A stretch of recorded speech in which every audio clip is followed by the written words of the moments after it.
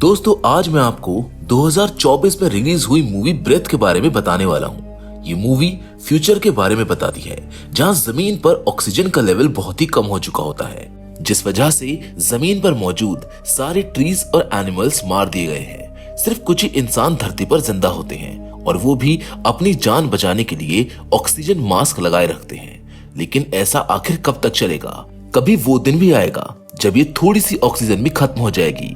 अगर ये मूवी सच में हमारे लिए एक हकीकत बन गई है तो फ्यूचर में हमारा क्या होगा, सोचने की बात है। खैर, इस दुनिया में हम डेरियस नाम के एक आदमी से मिलते हैं जो अपने पिता के साथ किसी काम में बिजी था। फिर एकदम से डेरियस के साथ एक अजीब घटना होती है। वहाँ का फर्श टूट जाता है। डेरियस और उसके फादर दोनों नीचे गिर जाते हैं, जिसके कारण उनका ऑक्सीजन मास्क उतर जाता है और जब तक डेरियस उनकी मदद करने पहुंचता उनकी मौत हो जाती है। इस दुख के साथ डेरियस घर आता है जहां उसकी बीवी और बेटी होते हैं। डेरियस के पिता की मौत का उनको भी बहुत अफसोस होता है। यहाँ पर हमको पता चलता है कि डेरियस की बीवी माया एक बायोलॉजिस्ट है और डेरियस खुद एक इंजीनियर था। दोनों ने मिलकर एक ऐसी मशीन बनाई थी जो उनके घर में ऑक्सीजन लेवल का ख्याल रखती थी और बाहर की हवा को फिल्टर करके उनके घर तक लाती थी। इस तरह ये लोग अपने घर में बिना मास्क के जिंदा रह पाते थे।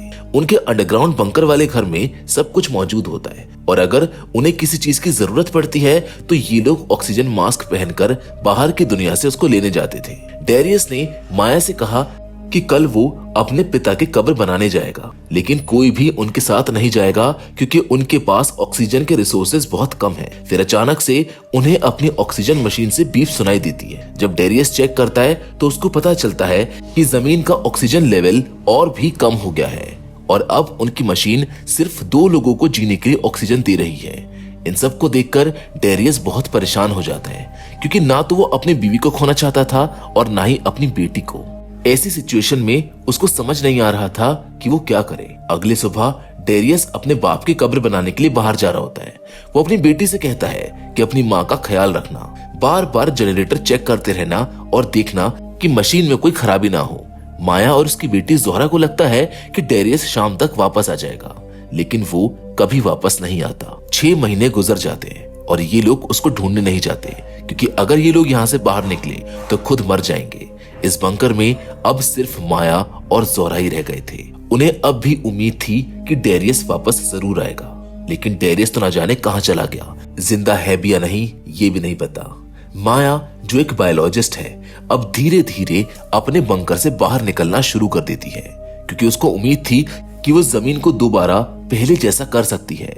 वो हर रोज यहाँ पर प्लांट्स लगाती सिर्फ इस उम्मीद के साथ कि शायद कोई प्लांट बड़ा हो जाए, लेकिन आज तक उसने जो भी पौधा लगाया वो सब मर गए। जोहरा को डेरियस की बहुत याद आ रही होती है और अब वो इस इंतजार से तंग आ चुकी थी, इसलिए वो माया से कहती है कि मैं बाहर जाना चाहती हूँ और डेरियस को ढूंढने की कोशिश करना चाहती हूँ। माया कहती है कि जोहरा बस बहुत हो गया, कितनी बार हम इस बारे में बहस कर चुके हैं और मैंने कितनी बार कहा है कि हम यहाँ से बाहर नहीं जा सकते। जोहरा गुस्से में आ जाती है, लेकिन अगले दिन जब माया बंकर से बाहर आकर प्लांट्स लगाने जाती है तो जोहरा अपनी माँ से माफी मांगती है। दोस्तों ये तो क्लियर है कि अगर हम भी महीनों एक ही जगह पर रहें तो बहुत बोर होने लगता है। मन करता है कि किसी तरह वहां से भाग जाए, लेकिन ये लोग यहाँ कब तक रहेंगे और कैसे रहेंगे ये तो आगे जाकर ही पता चलेगा। ये मूवी बहुत इंटरेस्टिंग होने वाली है, इसलिए इसको स्किप किए बगैर पूरा देखिएगा। इससे पहले जोहरा और उसकी माँ अपने बंकर में वापस आते उन्हें 2 लोग नजर आते हैं, जिनसे डर कर ये लोग एक गाड़ी के पीछे छुप जाते हैं। माया देखती है कि ये लोग इनके बंकर के पास जाकर जोर से नॉक कर रहे हैं, जैसे उनको पता हो कि यहाँ पर कोई है। जोहरा कहती है कि मुझको लगता है कि इन्हें किसी मदद की जरूरत है, लेकिन माया को अच्छी तरह से पता था कि अब इस दुनिया में किसी पर भी भरोसा नहीं किया जा सकता। माया का प्लान था कि जैसे ये दोनों इनके बंकर से दूर जाएंगे ये लोग भागकर अपने बंकर में वापस छुप जाएंगे। इससे पहले कि वो दोनों लोग वहां से चले जाते, माया और जोहरा की ऑक्सीजन मशीन बीप करने लगती है क्योंकि उसमें ऑक्सीजन बहुत कम रह गई थी और इस तरह वहां खड़ी औरत को इनके बारे में पता चल जाता है। जैसे ही वो औरत इनके पास पहुंचती है तो देखती है कि वहां पर कोई नहीं है क्योंकि जोहरा और माया पहले ही वहां से भाग चुकी थी। उस लड़की का दूसरा साथी पहले ही इनके बंकर की छत के ऊपर था, जो जोर से चिल्ला रहा था। वो अपने साथी से कह रहा था कि पीछे देखो, पीछे देखो।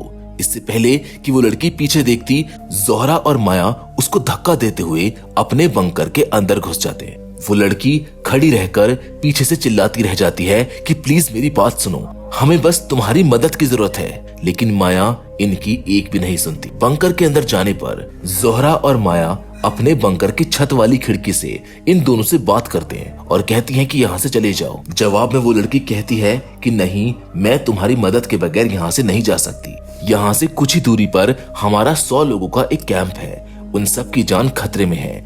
अगर तुमने हमारी मदद नहीं की तो सब लोग मर जाएंगे। मैं तुम्हें, तुम्हारी बेटी और तुम्हारे हस्बैंड के बारे में बहुत अच्छी तरह से जानती हूँ। तुम्हारे हस्बैंड का नाम डैरियस है और वो मेरे दोस्त थे। तुम माया हो और तुम्हारी बेटी का नाम जोहरा है। देखो, मैं सब जानती हूँ, बस मुझको इतनी सी मदद चाहिए कि मुझे तुम्हारे बंकर का ऑक्सीजन फिल्टर करने वाला सिस्टम देखना है, जिसके बारे में मुझे डैरियस ने बताया था। वो औरत कहती है कि हमारे कैंप में सैकड़ों लोग रहते हैं और यहाँ पर भी यही फिल्टर लगाए गए हैं। हमारे ऑक्सीजन फिल्टर में कुछ खराबी आ गई है और मैं बस तुम्हारे ऑक्सीजन फिल्टर को देखकर उसका आइडिया लेना चाहती हूँ कि कैसे हम अपने फिल्टर्स को ठीक कर सकते हैं। इस पर माया कहती है कि डैरियस ने मुझको तुम्हारे बारे में कुछ नहीं बताया, मुझे तुम पर बिल्कुल भी भरोसा नहीं है और वैसे भी तुम लोग बंकर में नहीं आ सकते क्योंकि नीचे सिर्फ 2 लोगों के लिए ही ऑक्सीजन है। अगर तुम यहाँ पर आए तो हम सब मर जाएंगे। जिस पर वो लड़की कहती है कि प्लीज हम तुम्हारा ज्यादा वक्त नहीं लेंगे, मुझे सिर्फ उस मशीन का ब्लूप्रिंट दे दो। माया एक और बार इन लोगों को यहाँ से जाने को कहती है, लेकिन ये लोग नहीं मानते। इन्हें देखते हुए जोहरा माया से कहती है कि मॉम, मुझको लगता है कि हमें इनकी मदद करनी चाहिए। ये हमारे बारे में जानते हैं, डैड के बारे में जानते हैं, शायद इनको डैड का पता हो या शायद डैड इन्हीं के साथ हो। जोहरा की बात मानकर दोनों इन लोगों को अंदर लाने के लिए तैयार हो जाते हैं, लेकिन अब भी उन्हें इन पर भरोसा नहीं था। पहले वो खुद बाहर जाकर इनके हाथ बांधकर और इन्हें जमीन पर लेटने को कहते हैं। जब माया इन्हें बंदी बना रही होती है तब इनका तीसरा साथी भी यहाँ पर आ जाता है। हाथ में गन पकड़े हुए माया को इससे खतरा महसूस होता है, इसीलिए वो उसको शूट कर देती है, जिससे उस आदमी का कंधा इंजर्ड हो जाता है। अब माया को इन लोगों पर बिल्कुल भी भरोसा नहीं रहा था, इसीलिए वो इन्हें अपने बंकर में नहीं आने देती। लेकिन जब वो खुद बंकर के अंदर जाने लगती है तब जख्मी आदमी भी मजबूरी से अंदर चला जाता है, जिसको माया बंदी बना लेती है। टेसा और उसका दूसरा साथी जो बंकर के बाहर रह गए थे दोबारा माया से मदद मांगने की कोशिश करते हैं। माया इन्हें नहीं सुनती है और टेसा उसकी तरफ से समझाने की कोशिश करती है कि वो तीसरा साथी तुम्हारे बारे में कुछ नहीं जानता था, लेकिन माया एक सुनने को तैयार नहीं थी। टेसा का साथी कहता है कि देखो, हमने तुम्हारे प्लान पर काम करके बहुत देखा है, हमें देर हो रही है और ये ना हो कि सब लोग मर जाएं। अब उसका प्लान था कि वो माया के बंकर के दरवाजे को तोड़कर जबरदस्ती अंदर घुस जाए, लेकिन माया भी कोई आम इंसान नहीं थी। इनकी सारी चालाकियां उसने समझ रखी थी। जब ये लोग ड्रिल के साथ बंकर में घुसने लगते हैं तो माया अपने डोर पर लगे हुए एक सिस्टम के जरिए इनकी ड्रिल को खराब कर देती है और इस तरह इनका ये प्लान भी फेल हो जाता है।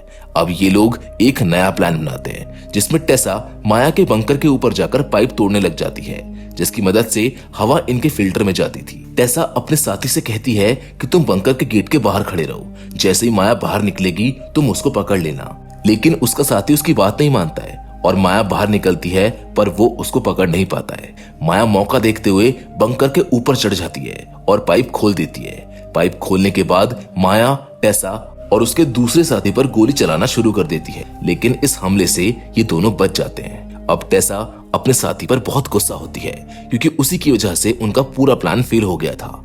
माया अब भी अपने बंकर के ऊपर छुपी हुई थी। जब टेसा के साथी को ये बात पता चलती है तो वो भी बंकर के ऊपर जाकर माया को पकड़ लेता है। ये लोग माया को जबरदस्ती लेकर जाते हैं और सीसीटीवी के सामने ले आते हैं, जहाँ से वो जोहरा से कहते हैं कि दरवाजा खोलो, नहीं तो हम तुम्हारी मॉम को मार देंगे। ये दरवाजा या तो पास की तरफ से खुलता था या फिर अंदर की तरफ से। माया पास की तरफ से बाहर नहीं आई थी और अंदर का माहौल पहले ही बिगड़ चुका था। इसी के साथ जिसे माया ने बंदी बनाकर रखा हुआ था वो किसी तरह अपने आप को छुड़ाने में कामयाब हो जाता है और जोहरा को बंदी बना लेता है। उसका खून काफी बह चुका था, इसलिए वो खुद मर जाता है और जोहरा भी बेचारी गेट खोलने के काबिल नहीं रही। जोहरा अपनी सिचुएशन के बारे में उनको नहीं बता पाई क्योंकि गेट का माइक उससे बहुत ज्यादा दूर था और वो खुद भी बंद थी। फिर भी वो इस वक्त कोशिश करती है और माइक को किसी तरह अपने करीब करके बोलने लगती है।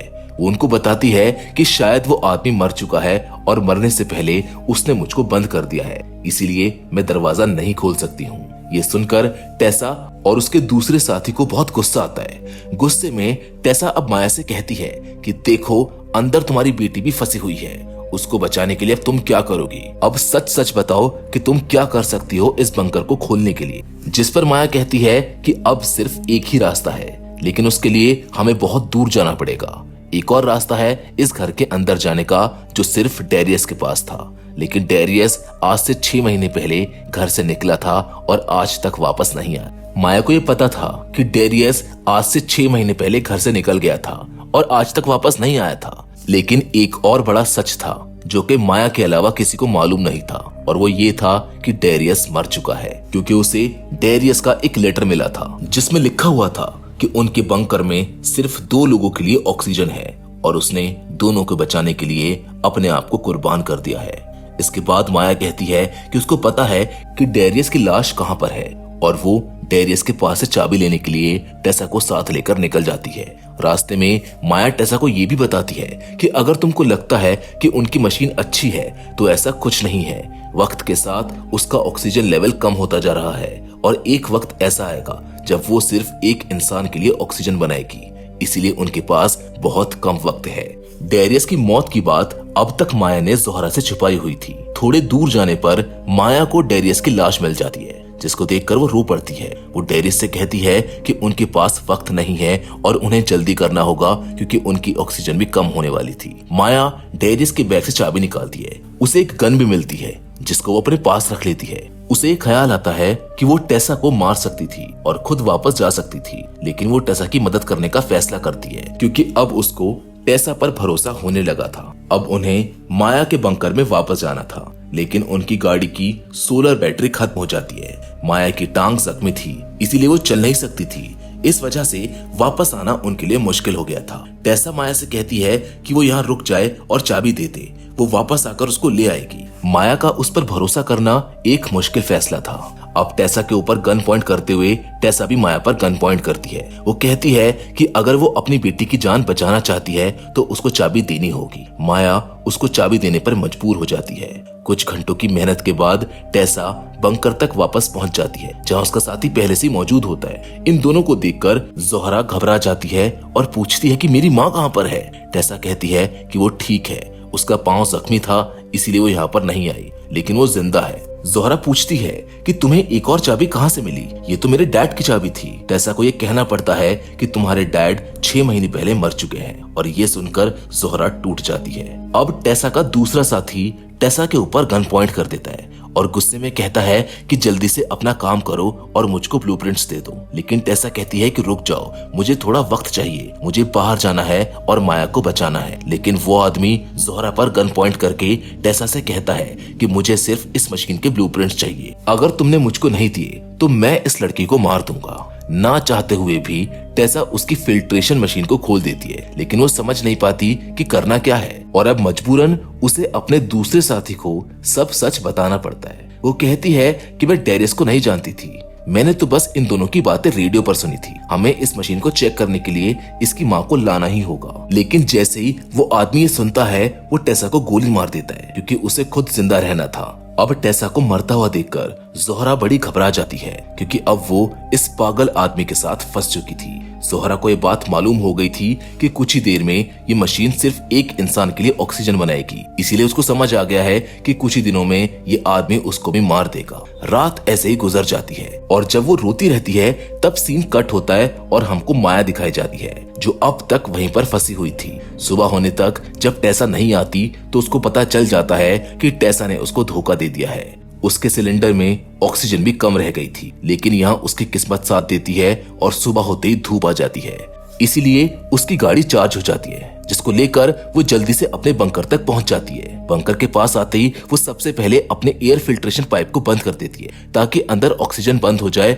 और जो लोग इस बंकर पर कब्जा करने आए हैं उन्हें भी समस्या का सामना करना पड़े। जैसे ही बंकर का सिस्टम खराब हो जाता है, वो आदमी ज़ोहरा से पूछता है कि ये क्या हो रहा है, इसको ठीक कैसे करना है। ज़ोहरा कहती है कि अक्सर सोलर सिस्टम में कुछ खराबी आ जाती है और इसको ठीक किया जा सकता है। इस तरह से वो आदमी ज़ोहरा को बाहर भेज देता है और बाहर आकर ज़ोहरा को माया मिल जाती है। दोनों एक दूसरे से मिलकर खुश होते हैं और एक दूसरे को गले लगा लेते हैं। दोनों मिलकर सिस्टम ठीक करते हैं, लेकिन जब जोहरा वापस बंकर के अंदर जाने की कोशिश करती है तो वो आदमी उसको अंदर आने नहीं देता है। अब अंदर आने का सिर्फ एक ही तरीका था, एयर फिल्ट्रेशन पाइप को दोबारा बंद करके। जब वो लोग फिल्ट्रेशन पाइप बंद करते हैं तो वो आदमी ऑक्सीजन के बगैर बाहर आ जाता है और माया उसको शूट कर देती है, लेकिन वो आदमी सिर्फ जख्मी होता है। अब माया और जोहरा जल्दी से अपने बंकर की तरफ भागती हैं, लेकिन वो आदमी भी जबरदस्ती उनके गेट में घुस जाता है। अंदर आते ही पता चलता है कि इस आदमी ने खुद से सिस्टम को ठीक करने की कोशिश की थी, जिससे सब कुछ खराब हो गया है। अब बंकर के अंदर बहुत सी गैसेस फैल गई थी और अब वो आदमी गन पॉइंट करके उनको धमकी दे रहा था। माया उसको समझाती है कि रुक जाओ, गन मत चलाओ वरना यहाँ पर आग लग जाएगी, लेकिन वो आदमी उनकी बात पर यकीन नहीं करता और गन चला देता है। इससे यहाँ पर आग लग जाती है और वो खुद ही मर जाता है। दोनों ने ऑक्सीजन मास्क पहना हुआ था, इसीलिए ये लोग बंकर से बाहर निकल आते हैं, लेकिन इनके ऑक्सीजन टैंक्स में भी अब ज्यादा ऑक्सीजन नहीं थी। अब ये लोग सोच रहे होते हैं कि अब यहाँ रहना मुश्किल है, क्योंकि इनका बंकर तबाह हो चुका है। बचने की बस एक ही उम्मीद होती है, टेसा की बताई हुई वो कम्युनिटी जहाँ 100 लोग रहते हैं। काफी लंबा सफर तय करने के बाद इनके टैंक्स की ऑक्सीजन खत्म हो जाती है और ये दोनों बेहोश हो जाते हैं। जब इनको होश आता है तो किसी ने इनको रेस्क्यू कर लिया होता है, जहाँ पर इनको मालूम होता है कि ये लोग उसी कम्युनिटी के पास बेहोश हुए थे। ये कम्युनिटी वाकई में मौजूद है और यहाँ बहुत से लोग रहते हैं। अब माया और जोहरा भी यहाँ पर रहने लगते हैं। यहाँ के लोग बहुत अच्छे थे और एक दूसरे की मदद करते थे। माया और जोहरा भी यहाँ इनके अच्छे कामों में साथ देते हैं और कम्युनिटी के लिए बहुत से एयर फिल्ट्रेशन प्लांट्स बना लेते हैं। माया जो कि एक बायोलॉजिस्ट है, खराब कंडीशंस में भी प्लांट उगाने के तरीके निकाल लेती है। ये पौधे उगने लगते हैं और सब लोगों में एक उम्मीद जाग जाती है कि अब कभी ना कभी सब कुछ पहले जैसा जरूर हो जाएगा, चाहे इसमें वक्त लगेगा लेकिन हो जाएगा। इस कामयाबी से जोहरा और माया भी बहुत खुश होते हैं, जिसके साथ ये कहानी भी यहीं पर खत्म हो जाती है। तो दोस्तों, इस कहानी में हमको 2 बातें पता चलती हैं कि दूसरों के लिए बुरा सोचने वाला इंसान खुद भी कभी अपने प्लान में सक्सेसफुल नहीं हो पाता, और दूसरी बात ये कि अगर हम एक उम्मीद के साथ कोई काम करेंगे तो कभी ना कभी उसका अच्छा रिजल्ट हमको जरूर मिलेगा। बाकी आपको एक कहानी कैसी लगी हमें कमेंट सेक्शन में जरूर बताइएगा। पर फिलहाल तो आज के इस वीडियो में बस इतना ही, लेकिन हम फिर से जरूर मिलेंगे और वो भी एक और नई इंटरेस्टिंग कहानी के साथ। पर हमेशा की तरह तब तक के लिए धन्यवाद।